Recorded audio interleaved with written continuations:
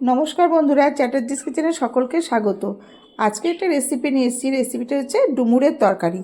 এই ডুমুরের তরকারিটা আমি কিভাবে বানাবো সেটাই আপনাদের সাথে শেয়ার করব, আর ডুমুরটা কিভাবে কাটছি সেটা দেখিয়ে দেবো।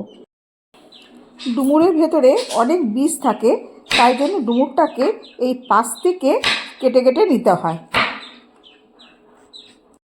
বীজটা রান্নায় দেওয়া যায় না, খেতে খুবই খারাপ লাগে, তাই জন্য পাশ থেকে কেটে নিয়ে এই বীজগুলোকে ফেলে দিতে হয়।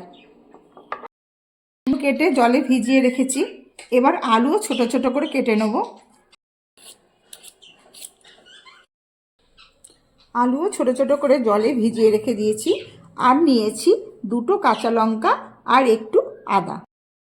ডুমুরটা এবার জলে সেদ্ধ করে নেব। কাঁচা লঙ্কা দুটো আর আদা মিক্সিতে পেস্ট করে নিচ্ছি। ডুমুর প্রায় সেদ্ধ হয়ে এসছে, আর একটু সেদ্ধ করে নামিয়ে নেব। কড়াইতে সর্ষের তেল দিয়ে দিচ্ছি। দিচ্ছি পাঁচফোড়ন, একটা তেজপাতাও দিয়ে দিলাম। ফোড়নটা ভাজা ভাজা হয়ে এসছে, এবার আলুগুলো ভেজে নেব। ভাজার সময় সামান্য হলুদ আর লবণ দিয়ে দেবো।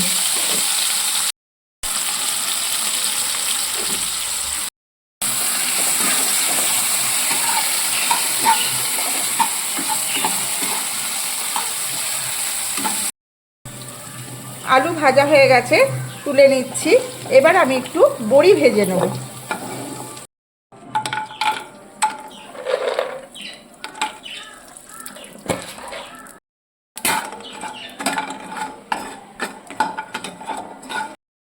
বড়িটা ভাজা হয়ে গেছে, তুলে নিচ্ছি।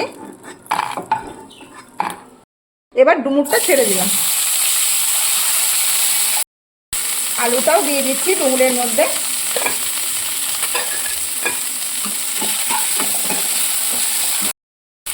যেহেতু দুটোই ভাজা হয়ে গেছে, এবার লঙ্কা আর আদার পেস্টটা দিয়ে দিচ্ছি।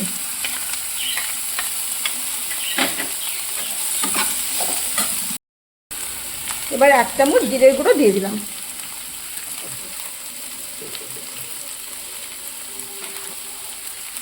আগে একটু হলুদ দিয়েছিলাম, এখন সামান্য একটু হলুদ দেব।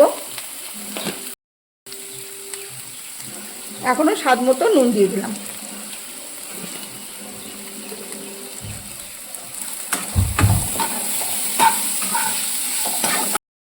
ভালো করে নাড়াচাড়া করে এইবারে জলটা দিয়ে দিচ্ছি।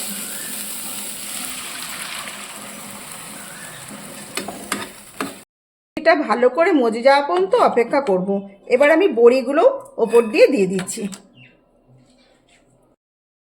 একটু আখের গুঁড়ো দিয়ে দিলাম। সেদ্ধ হয়ে গেছে, বড়িগুলো একটু খুন্তি দিয়ে ভেঙে ভেঙে দিচ্ছি। সম্পূর্ণভাবেই তৈরি। 1 চামচ গরম মশলা গুঁড়ো দিয়ে নামিয়ে নেব।